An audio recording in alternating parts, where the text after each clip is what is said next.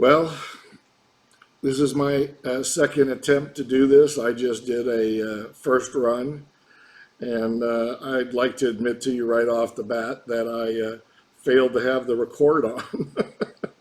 So this update is going to start with a bit of humor on my part, but the good news is I was able to make the first run through the update. I hope all of you enjoy this method. I think I'd like to employ it in the future. It allows me to go quickly. And again, I'm always available to you on the weekends. And this way, everybody can contact me with their specific questions directly, and allows me to go much quicker for those of you that want to see a more rapid presentation. So the first thing to cover is the status of the permits.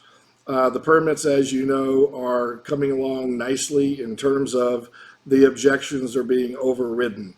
And just the other day, we got a letter back from Fish and Game after a Freedom of Information Act request upon them for them to produce the science that they had been using regarding the juvenile fish, and the fish can't find their way home from the turbidity and all that. And you almost won't believe this, they answered that they have no science. And accordingly, those objections are now removed after 2 years. It's okay right now if you want to pause this video and go punch the wall. I couldn't even believe what I was reading. It's absolute evidence to the commissioners and the governor's policymaker that we're going to be pointing out that we have been treated in a manner that is full of hysteria and innuendo driven by the native tribes' objections, when in fact no science exists to even support these allegations of turbidity. Fish can't find their way home. The Fish and Game had zero science to it. So we're going to be making some noise about that, you can bet. In terms of the other parts of the permit regarding the turbidity, even though now there doesn't appear what is turbidity going to bother if it doesn't bother the fish, and they have no science, I don't know what it's going to bother. But we've purchased the elastic curtain, as you know, and that's even been approved by the National Park Service. And we bought the exact same specifications, everything from elastic curtain to back up putting around the processing barge. So the processing barge will have that curtain floating around it. So when the material goes back into the water, the material will not end up having a plume that will affect anything. It drops out real quick anyway. Okay, I'm restarting here at the point where I'm talking. Excuse me, I'm talking about the September 15th start date. We're not going to accept that. I'm more worried about the politicians splitting the baby with the native tribes, even if we have a tremendous amount of gold. So let's say the state gets millions. I'm afraid they'll take the attitude the millions are adequate, and we'll let you start each year September 15th. I don't think so. That would require totally the second fleet just to reach the amount of production that the first dredge should be doing. We're not going to put up with that because it puts us in the unique position of being the only miners in the history of Alaska to not be able to mine weather permitting. It's ridiculous. The pendulum is not swinging that far. We're going to say no to that, and we're going to tell the governor and the policymakers and the commissioners and the Miners Association, which will help us, that we're going to mine like everybody else. There's nothing about us that deserves discriminatory action when in fact we scar the land less. We have less effect on the environment than anybody in Alaska. I truly believe that. At the end of every day's operations, you can look around our vessels. It'll look like when we started. We pick it up, we put it back down. There's no scarring of the hills. There's no gigantic piles the size of mountains. There's nothing. You can't even tell we were there. So we're not going to put up with that. We have made great inroads with the policymakers. Thor is doing very, very well with Ben Stevens, the son of the late, great Ted Stevens, the senator from Alaska, for whom the airport's named. I've said that repeatedly. Ben has been Speaker of the House of the state of Alaska, and he is now the Chief of Staff for Governor Dunleavy. And so things are moving along very nicely. The budget proposal and that whole thing's behind us, and a lot of it's stuck. And so there have been tremendous cutbacks, especially in Nome, being more affected than any other part of the state, because 51% of the people work for the local, state, and federal governments. They've really been shattered up there. The city manager, the finance director of Nome, she's leaving. She sold her house.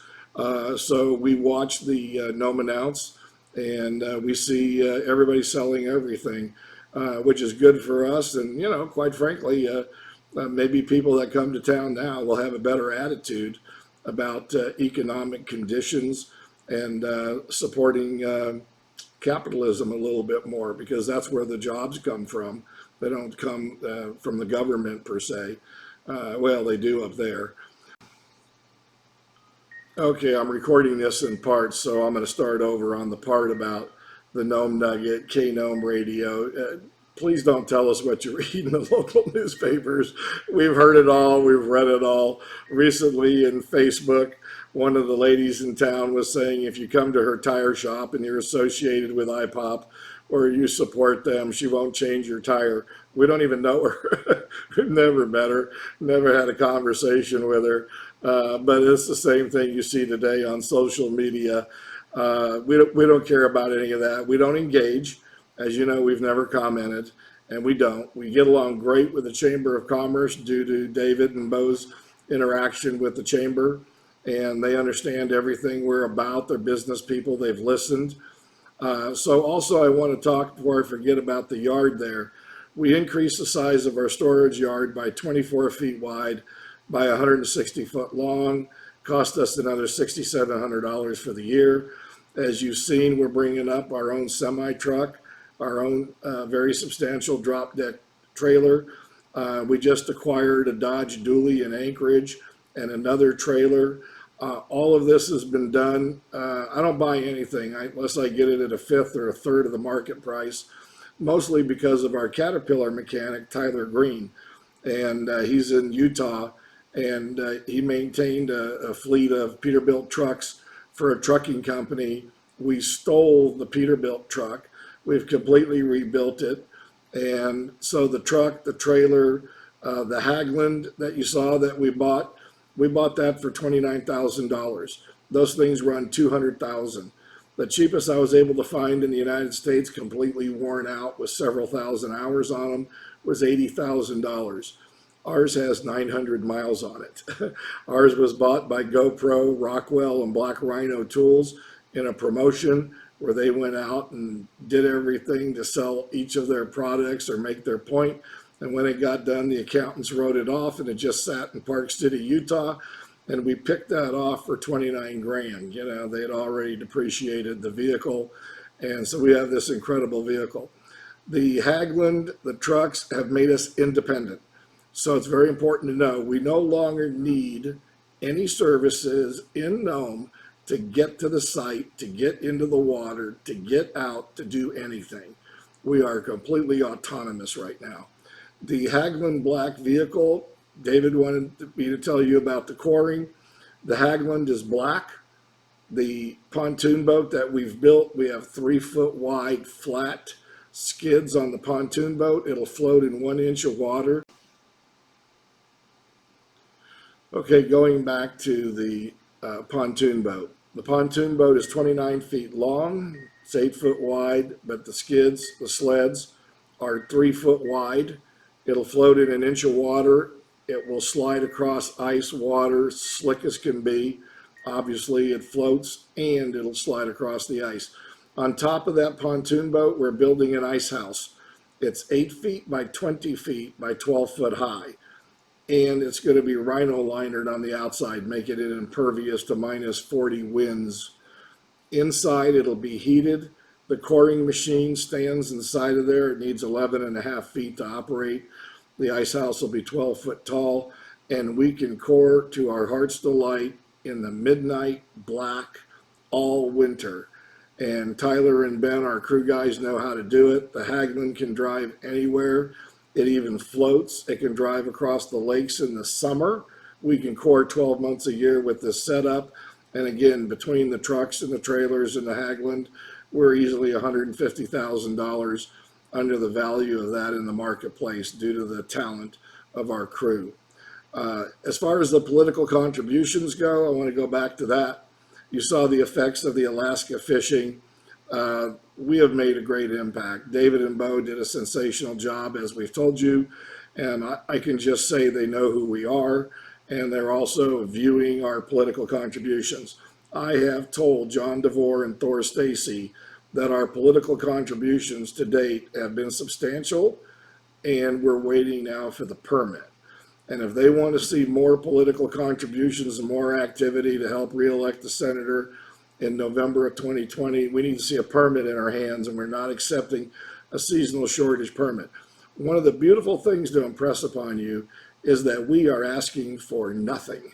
We're not asking for any variance. We're not asking for an exception.